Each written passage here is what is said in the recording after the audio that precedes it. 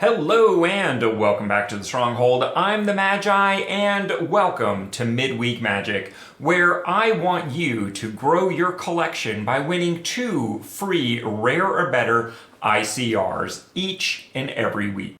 This week's Midweek Magic is a 60 card constructed format using only cards available through Modern Horizons 3 and of course basic lands.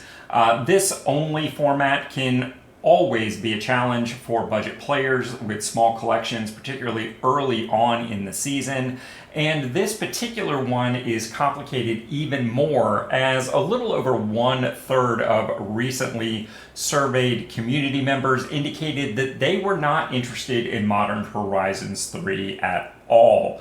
Of course, this is an opportunity to get 2 free rare or better ICRs, which typically are going to be standard legal cards, so that's a potential plus there. So this week we are going to be talking about why you might want to take part in this and how to get that done for our budget brethren.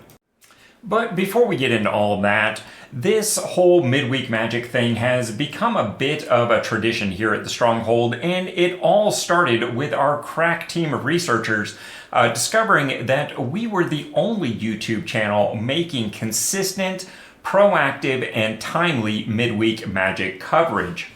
And here we are years later, and it appears that we're still the only ones out there doing it for the budget community.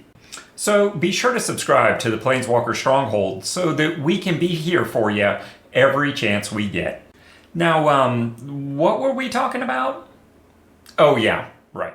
So to start things off, there are a number of reasons why you probably don't want to just simply ignore this set completely, not the least of which is qualifying for your rank limited rewards in the month of June and July.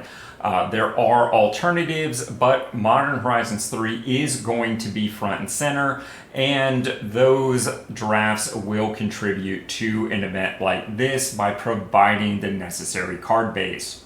And of course, having deck options available for Eternal formats, even if you don't envision yourself using them on a regular basis, is generally a good thing. Alright, so here's the bad news. Generally speaking, as budget deck builders, we lean on a combination of quick draft and jump in packets to make reasonably playable and or budget decks with minimal cost of resources.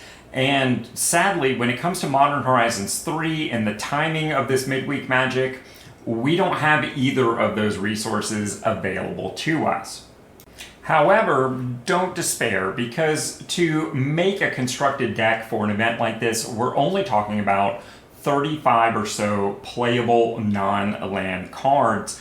And even if you haven't done a thing with Modern Horizons 3 before watching this video, you can pretty easily accomplish this through 2 easy options. The first is to simply expend a draft token, or you can open about 12 packs of the set mathematically. And hey, don't forget, everybody got 3 packs in their inbox already, so you're only talking about a statistical 9 additional packs. And in fact, for this set, because of some anomalies with colorless cards, gold cards, as well as modal cards, you can probably get by with a total of about 9 packs. And I'd recommend buying about 6 to start with, and then if you don't quite get there, add an additional pack one at a time until you get where you need to be. The main reason, though, for this set's variation on the statistical norms is that its limited archetypes are built on 3 solid tricolor pathways for Eldrazi, Modified, and Energy decks. And of course, this is further reflected in my own Eastwood tier list for the Modern Horizons 3 limited archetypes. Building decks in the Aura mods, the Adapted mods, or Eldrazi Aggro are probably your tier 1 options. some form of tricolor energy, your Azorius Death Matters modifications, or the Eldrazi ramp deck, all premium choices. And if you're paying attention, that's actually 8 of the 10 typical archetypes. Very accessible set, very easy to build in. Now, let's be honest with ourselves. You have no control over your cards when you simply open packs, and you only have so much control within a draft of card selection. So while it's easy to build a reasonable deck here, these decks are not likely to rewrite the meta or look anything like the deck next to you. Everyone's deck is going to be radically different based upon the cards that very quickly end up in their collection. That having been said, keeping an eye out for cards that have early on distinguished themselves by overperforming within the limited environment, particularly in your core color choices or hopes in some cases, either during the draft stages or the deck building, is a great way to increase the overall power output of your deck. The Green-White Auras deck primarily made Tier 1 because it synergizes so well with your existing standard collection.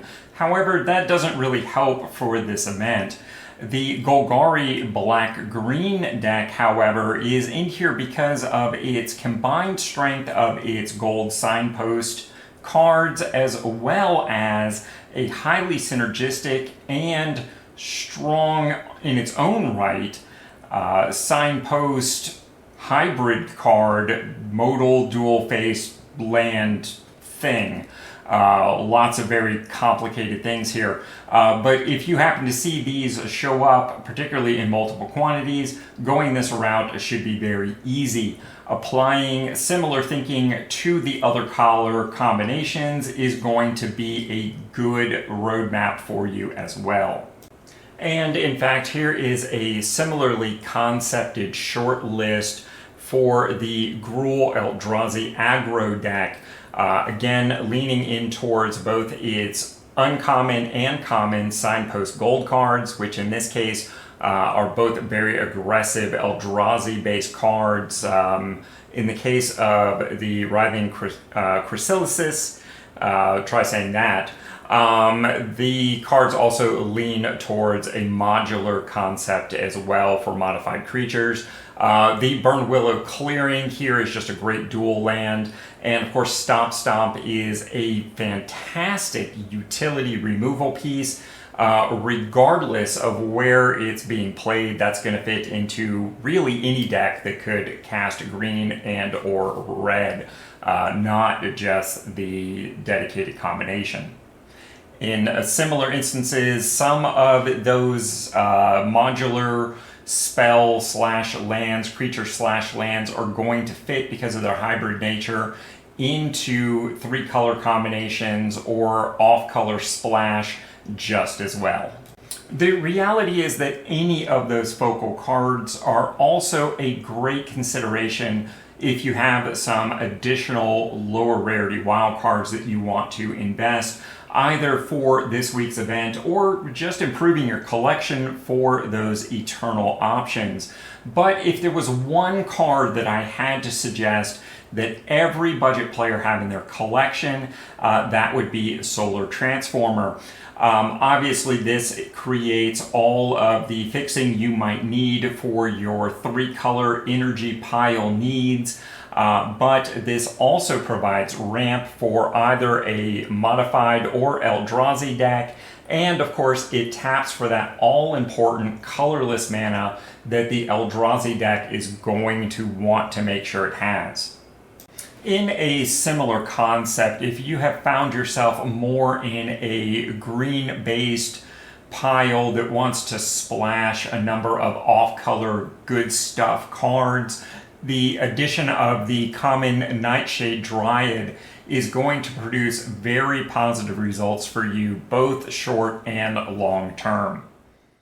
Now that we have talked about the methodology, let's put it to work for us. What you're looking at now on screen is the draft deck that I did on my newest free-to-play account.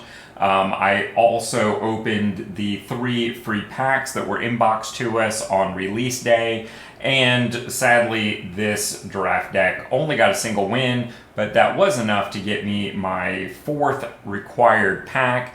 And let's take a look and see exactly what we can do with something like this.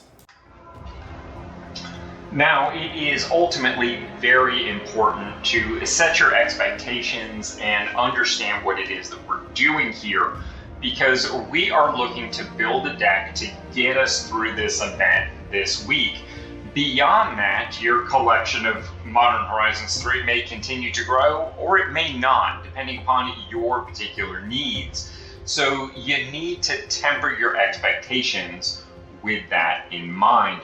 Now, as you can see here, this is my collection on this account, and your collection is going to look different.